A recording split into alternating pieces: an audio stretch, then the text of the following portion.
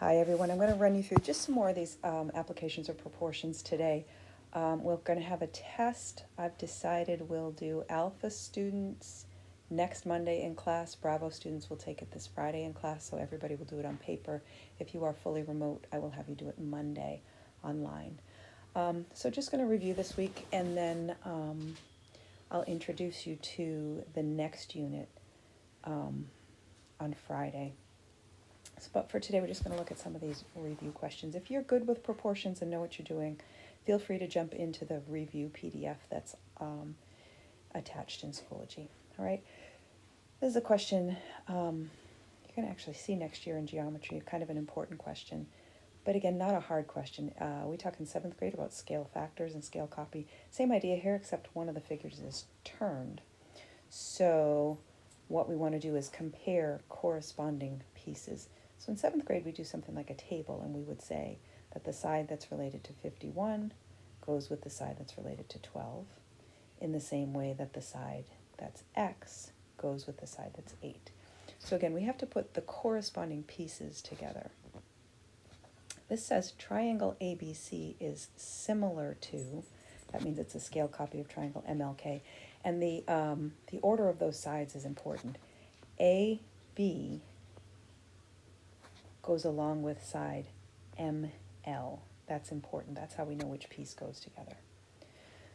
So we could write it in a table like that, or we could do a proportion. 51 over x equals 12 over 8, and cross multiply to figure out what that value is. So 8 times 51 equals 12 times x, and get our answer, x equals,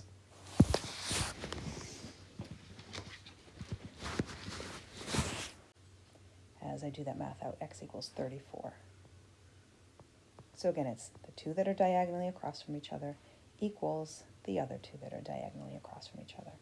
We have a similar question in number 2, and we just need to put the right piece with the right piece. I could say this different ways.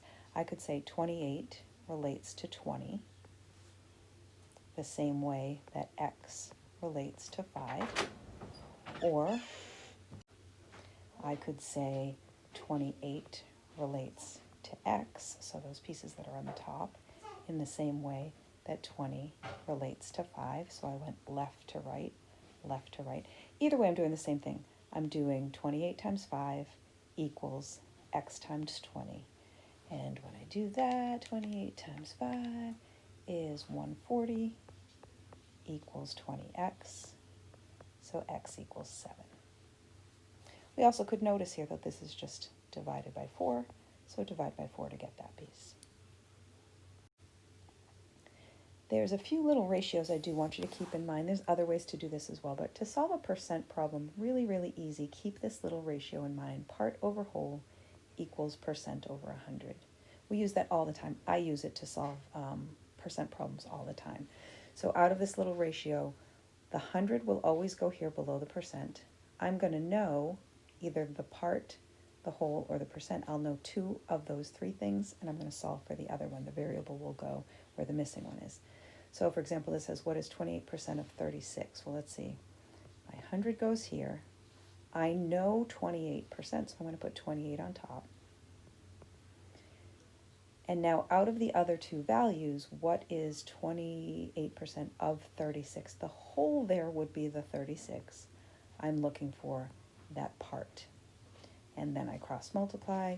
36 times 28. I get 1008 equals 100x. And I divide by that 100, and x equals 10.8. And I should check to make sure that number makes sense. 10.8 is smaller than 36. Yeah, that makes sense. A little more than 9. The reason I like using this ratio to do percents problems is it means I never have to worry about moving my decimal. That divided by 100 part takes care of that moving the decimal left and right. We could ask other questions like this second question. The Red Sox won 24 games and lost 36. What percent of their games did they win? So we're looking in this case for the percent. That'll be my x over 100. Interesting question here. Not an interesting question if you're a Red Sox fan because they had a bad year. But The 24 goes on top, that's the part. The whole is not the 36 though. The whole would be how many games did they play in total, and that would be 60. So I added the 24 and the 36 together to find out how many they played in total. 2400, multiply that equals 60x, and x would equal X would equal 40, I believe, 40%. So not a good year for the Red Sox. You might see something like a certain can of iced tea contains 4% of the recommended daily allowance of sodium. It contains 100 milligrams of sodium. What is the recommended daily allowance? So again, our percent goes over 100. And then in this case, let's see, if that can contains 100 milligrams of sodium and we're looking for the daily allowance, the RDA, the recommended daily allowance, that would be our whole, that would go in the bottom. And again, we cross multiply 100 times 100 and divide by 4 gives me 2,500. 2,500 what would be my units? Well, we're talking about milligrams of sodium, milligrams of sodium. Okay, so part over whole equals percent over 100 gets us through a lot of percent problems.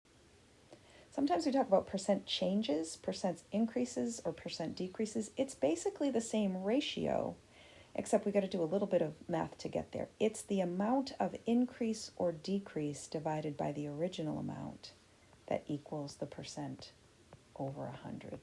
So I usually say the amount of change, the amount that something changes by, divided by the original amount, what did you start with, equals percent over 100. So it's always that percent over 100. We always go back to that. Here's a couple questions, or at least one question.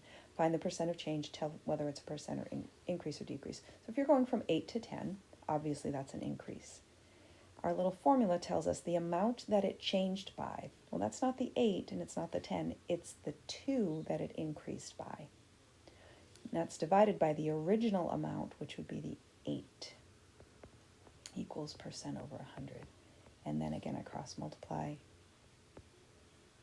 and I get, I could have called that x. X equals 25%. So it's a 25% increase from 8 to 10. 25% of 8 is how much it increased to get up to 10.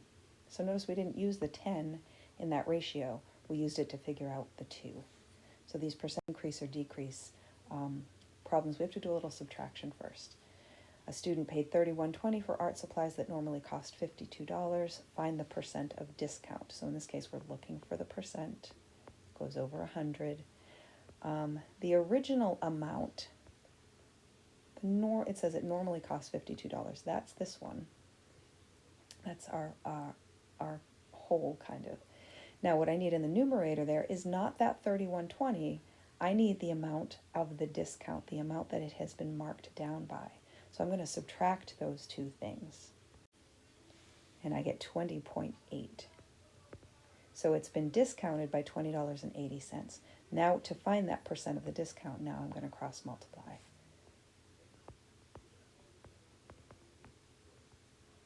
And divide by 52 gives me, this one's also another 40% here, okay? So it's been discounted by 40%. Here's a markup. The wholesale cost of a DVD, so this is going way, way back. Your book is very old when people were still buying DVDs, is $7. The markup is 85%. What is the amount of the markup and what is the selling price? So our original amount is $7. That's what they call the wholesale price. That's how much it cost the company to make that DVD. We want to know how much it's being marked up by. Well, it's being marked up by 85%, so 85 over 100. 7 times 85 gives me 595 is 100x. So x would equal $5.95. And that would represent the amount that the DVD is being marked up by before it's being sold. So that's the answer to my first question. What is the selling price? Well, that would be the original $7 plus that $5.95, which would give me $12.95 is the selling price of that DVD. All right, so a couple quick questions here. Find the percent of change. A movie ticket costs $9. On Mondays, tickets are 20% off. What's the amount of the discount? How much would a ticket cost on Monday? We could do this a lot of different ways. You can find 10% of 9 and then double that to get 20% and go from there. If we want to use the proportion 20 over 100, our original price is 9. X would equal $1.80. That's the amount of the discount. And then we subtract that from the $9 to answer the second question. The ticket on Monday would cost $9 minus $1.80 would be $7.20. Bike helmet cost $24. The wholesale cost was $15. What's the percent of the markup? So we're looking for the percent here. Cost $24. The wholesale cost would be the original amount, what it cost the company again to make that bike helmet, and it's being marked up by $9. And as we cross multiply there, we get X equals 60. There is a 60% markup. So in other words, the company is selling it to make a profit of 60% of what they are showing it, or what it costs them to make it. So these are questions you see in geometry a lot. A girl that's 5 feet tall, she casts a 4-foot shadow. At the same time, a tree casts a shadow that's 24 feet long. Sometimes I go outside to do these problems with students, but we cannot this year. That ratio is going to be the same. Those are called similar triangles. And everybody casts shadows in proportionally the same way. So we could say 5 over 4 equals, so I put the 5 on the top and the 4 on the bottom. We're looking for the height of the tree, X over 24. And if I notice, I'm multiplying by 6, so times 6, so the tree would be 30 feet tall. Okay, so these are all just a matter of putting things in the right place and then cross-multiplying. All right, so lots of review problems on Schoology in the PDF. I will try to live stream the review tomorrow, so I'll send out a Zoom link, and if you want to join us, we're just going to practice problems. Okay, and that is it. Have a marvelous Monday, guys. Bye-bye.